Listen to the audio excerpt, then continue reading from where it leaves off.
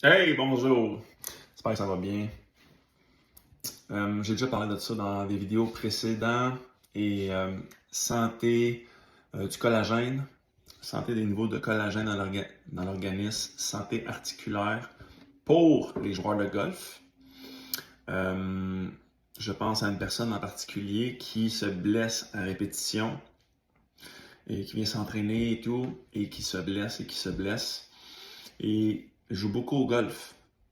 Et tout dépendamment des terrains où ce que vous allez, il y en a que par le passé, ils ont utilisé beaucoup de pesticides, différents types de produits pour faire en sorte qu'il n'y en ait pas de mauvaises herbes. Ils ont beau le terrain. Mais par contre, c'est pas bon pour votre corps. Et quand vous le respirez, quand ça colle sur votre bas de pantalon et par la suite ça colle sur votre peau, votre corps tranquillement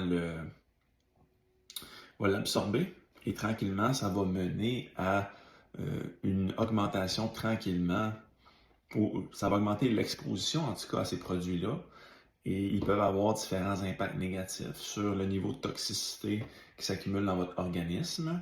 Ça peut avoir entravé la production de collagène et rendre vos tissus plus stiffs, moins flexibles et donc plus enclins à des blessures.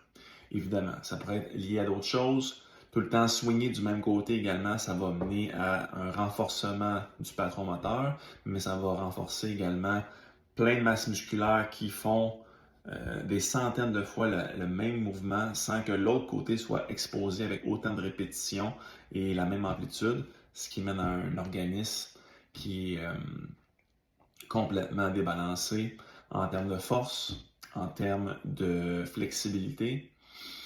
Donc, il y a ça à prendre en considération. Mais mon topo était plus axé sur l'exposition à différents produits chimiques lorsque vous êtes sur des terrains de golf.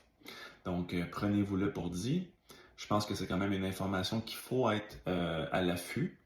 Et je suis persuadé qu'il va y avoir des golfs qui ont pris ça entre leurs mains et ils ont cette conscience-là de ne pas exposer leurs membres à des cochonneries. Et je dirais que ça doit être en lien surtout avec l'équipe qui dirige le golf, à quel point ils sont informés de ça. Et aussi, il doit y avoir une question de coût là-dedans. Prendre des produits qui sont peut-être plus dispendieux et qui ont moins d'impact négatif ou de possibles impacts négatifs pour la santé humaine. Et d'autres qui sont juste pas à l'affût de ça. C'est comme, c'est pas vrai, ça fait rien. Bon, moi, je pense que il faut absolument faire de la prévention. Et ça passe par s'exposer à le moins de produits de cette nature-là. Donc, si vous êtes joueur de golf et que vous avez vous avez des blessures à répétition et que pourtant vous avez cette conscience-là de garder votre corps en équilibre, euh, et que vous ne parvenez pas à sortir de du cercle-là de blessures, eh bien, je mettrai l'accent sur l'utilisation de nutriments pour détoxifier différents agents de mon organisme, d'un côté, et de l'autre, optimiser la consommation de nutriments qui vont nourrir le cycle de production naturelle de collagène, favoriser l'hydratation de nos tissus. Un tissu sec, c'est un tissu qui déchire. Un tissu bien hydraté, c'est un tissu qui peut s'étirer et ne pas déchirer.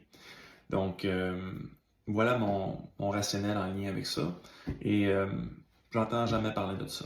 Donc, c'est pour ça que je me permets de faire une vidéo informative sur le sujet, parce que je pense que ça vaut la peine d'être discuté, d'être amené et amener cette piste de réflexion-là.